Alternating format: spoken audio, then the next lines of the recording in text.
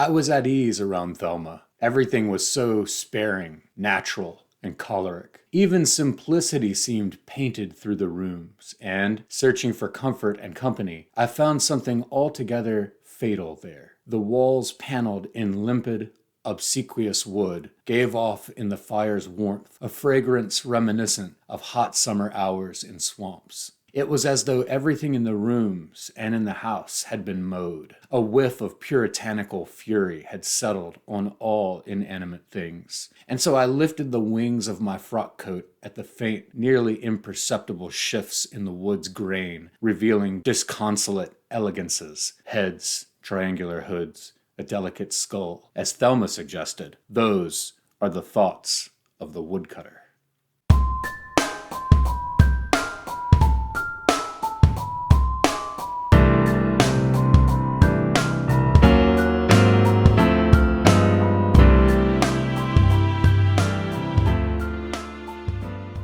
Hey everybody, thank you for watching Leaf by Leaf. Today I'm talking about Water Statues by Fleur Jaeggy. This book was actually brought to my attention as a recommendation from the Book Match campaign that N+1 did last year. You gave a donation and then you took their quiz and then it suggested some recommended readings based on what you had supplied. Unfortunately, most of them I had already read, but this one stood out because somehow I had never even come across the name Fleur Jaeggy. And this oxymoronic title, Water Statues, for how could a statue be made of water? Ice, sure. I'm drawn to oxymorons. And there were a handful of great ones in this book, including, of course, the title that attracted me itself. But this was one of those moments where a recommendation for me was spot on. This is absolutely my kind of writing.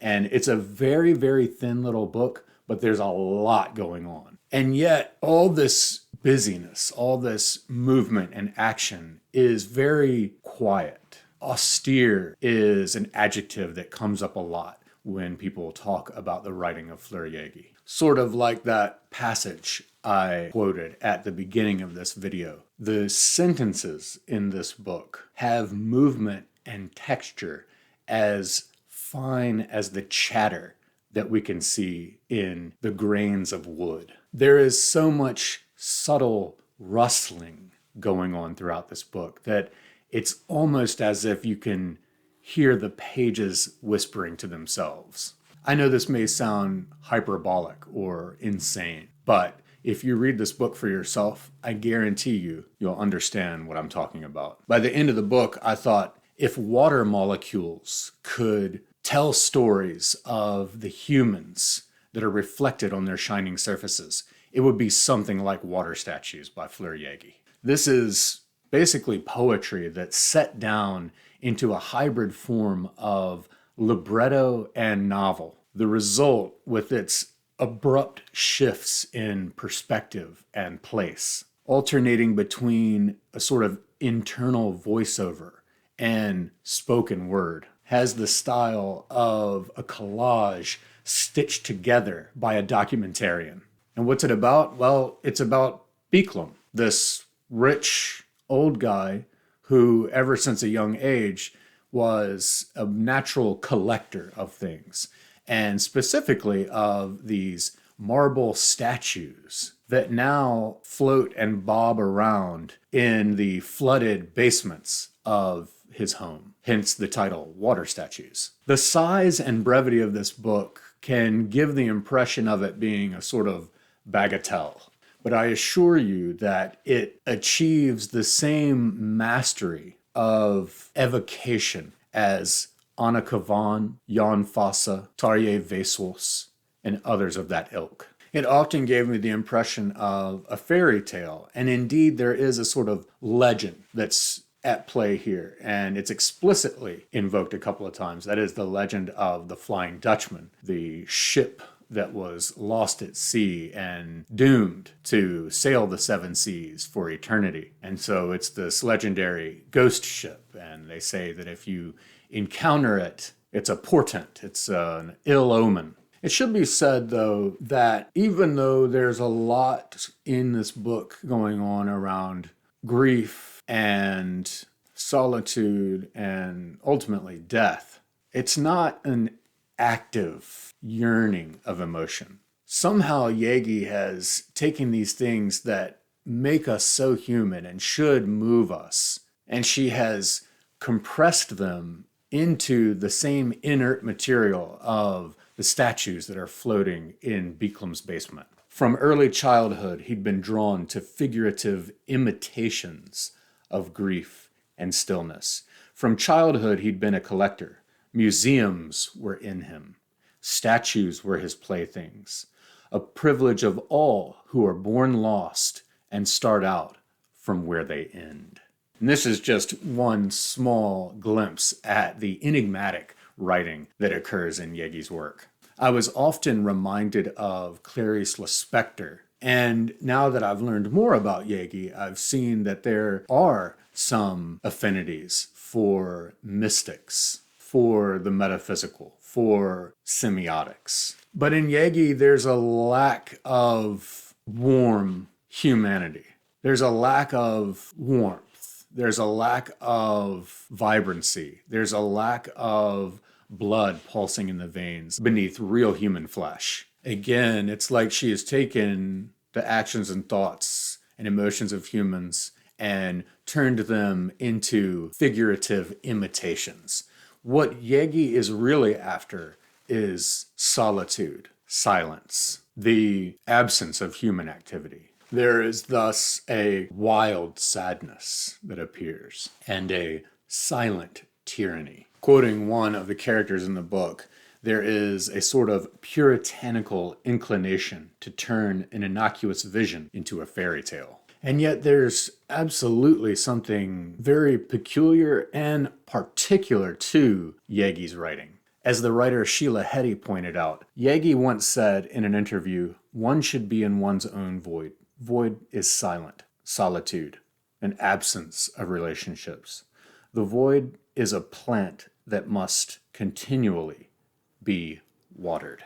Watered is absolutely the perfect choice of word from Jaeggy there, because water statues is absolutely drenched in all manner of water. Rain, ocean, tears. The book is practically waterlogged before you even open it. Jaeggy is extremely reclusive, despite having won nearly all of the top literary prizes there in Italy, and noted as one of their most original writers. Her interviews are not only few, but charmingly brief. In an interview with Dylan Byron, who continues to bring up things about the water statues, her terse replies can make you laugh out loud, literally. He asks about her attraction to mystics and mysticism, and she says, "For me, it's very difficult to respond because I like silence so much." He asks about the interesting mixing of narrative and dialogue in the water statues, and she says, no, it's not because of something that he suggests it might be. She says, "I mixed them to avoid boredom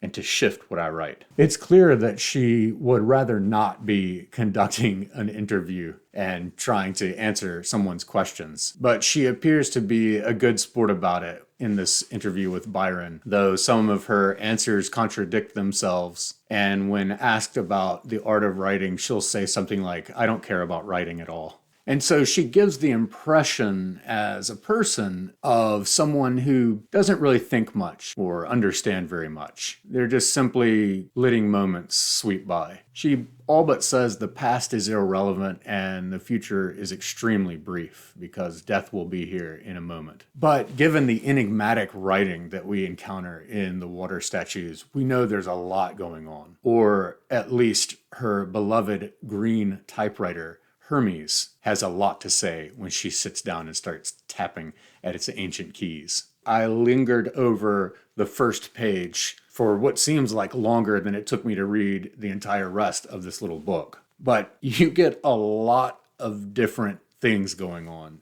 the opening page. Between the two big paragraphs that appear on the page, there's one short little paragraph that's set off in two sentences, and it says, "I was born," said Beeklam, "in a house on a hill of boulders." Then he fell silent. And this operates in such a way to where there's an abrupt perspective and maybe even character shift, where those two sentences set off in their own paragraph act as a sort of access point for the future, which occurs first on this page, and the past, which occurs last on the page. It seems to me that what is happening here on this opening page is that the same character, presumably Bikram, but it could be his mother, is split apart and counterpoised by time. Furthermore, it says, "I was born," said Bikram, even though we've dispensed with quotation marks. Then we pivot to this scene where a window is opened and something very fine and welcome reaches the character from the cracks between the rocks. An echo repeating the last 2 or 3 syllables of a sentence, or by omitting one letter, resounding like a reply or a warning, perhaps even a hiss. This hissing sound or whispering, this sibilance issuing forth between cracks is a recurring motif. But the way it's used on this one page is so striking because we can feel in just one page this magical jump from the future to the past by way of the present, where words that are whispered, hissed from the future are heard by someone in the past as an echo. I could go on and on about the first page alone. Jaeggy makes it very clear that we are in the hands of someone who has a real gift. I've only read the water statues through once, and I'm still not exactly sure what happened. It has given me enough to prompt some quippy little blurbs, but not much else. Yet, after I was done reading the book, I had this sensation that I had been communing with ghosts. Just the faintest impression of a presence. And in that way, the water statues operates very much like that legendary ghost ship, the Flying Dutchman.